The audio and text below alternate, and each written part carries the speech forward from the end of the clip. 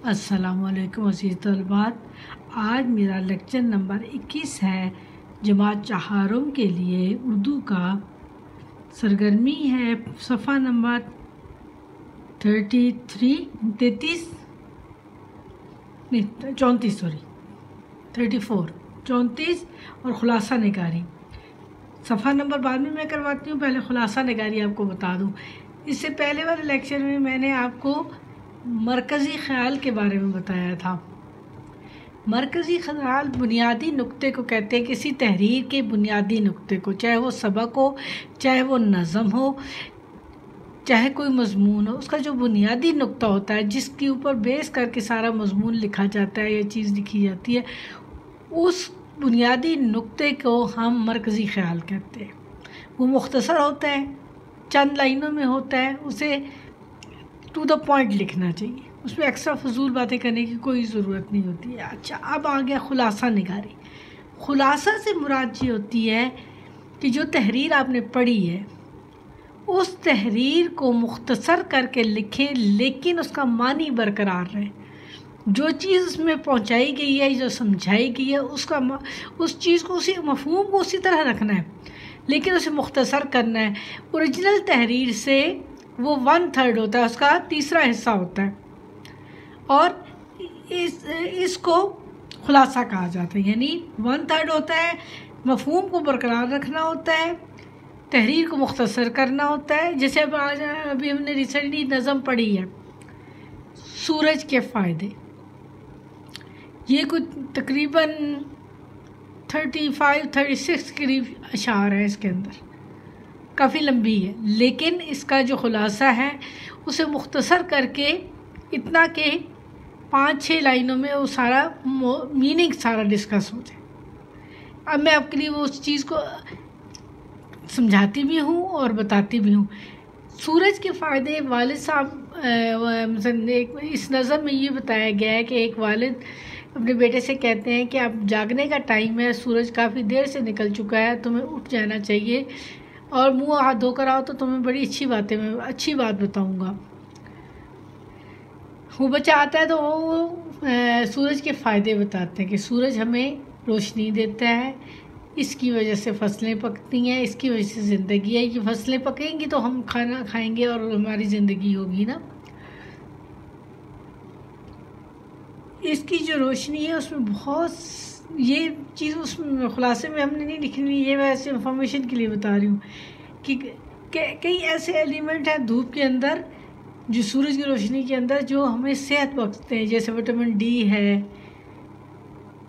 और वो गैर फितरी चीज़ों को जो हमारी नुकसान है उनको जला देती है। ये एक वैसे एक्स्ट्रा बात मैंने की है, फ़ायदा बताया, लेकिन ये इसमें नहीं आएगा। तो रोशनी देती है, हम देख सकते हैं इसकी वजह से, और ये हमारे बड़े काम करती है, बड़ी काम की चीज़ है। और इस नेमत के लिए हमें अल्लाह ताला का शुक्रगुजार होना चाहिए। चंद फ़ायदे, थोड़ा सा स्टार्ट का, और फिर एंड मीनिंग बरकरार रहा, और हमने खुलासा लिख दिया। चलिए मैं पढ़ भी देती हूँ। अभी मैंने आपको समझाया है ना, जिस तरह, उसको गौर से सुनते जाएं। नज़्म, खुलासा, हेडिंग, नज़्म, सूरज के फ़ायदे। बाप ने अपने बेटे से कहा कि सूरज को निकले बहुत देर हो चुकी है, सोने का वक्त नहीं है, मुँह हाथ धोकर आओ। बेटे ने ऐसा ही किया। बाप ने बेटे को सूरज के ये फ़ायदे बताए। सूरज हमारे बड़े काम आता है, ये निकले तो हम काम करते हैं। अनाज रोशनी और धूप, अनाज देता है और रोशनी और धूप देता है।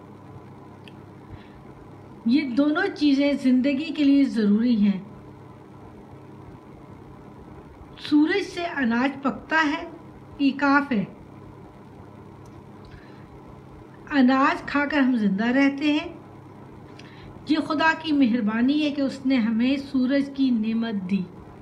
देखिए, अब पहले हमें काम आता है, ये निकले तो हम काम करते हैं। अनाज, रोशनी और धूप, यहाँ कौमा आएगा।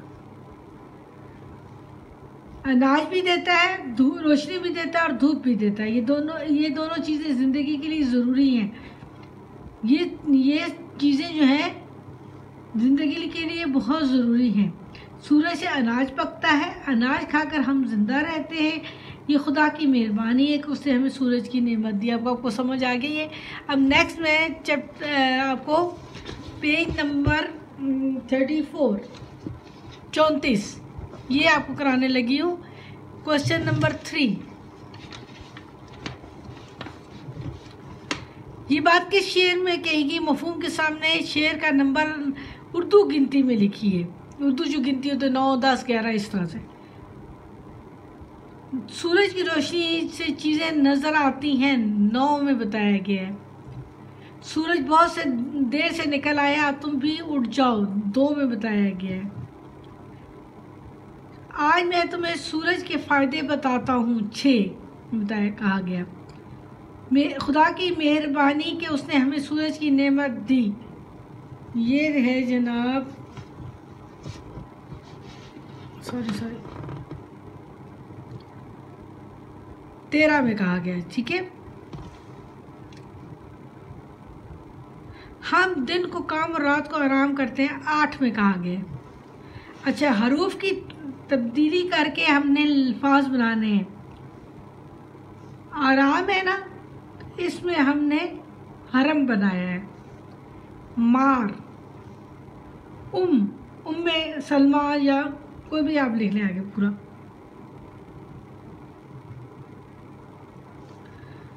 आरा, इसी तरह ये रोशनी है, रोशनी से रोशन,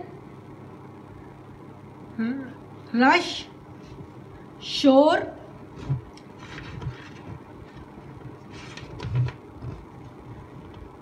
रविश, रे वाओ शीन, रविश।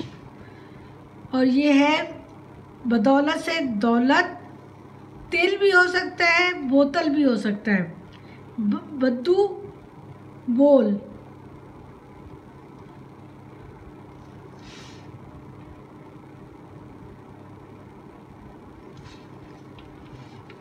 दिल, दाल लाम, दिल, बोल भी हो सकता है, बे वाओ भी है, लाम भी है, बोल भी हो सकता है ये।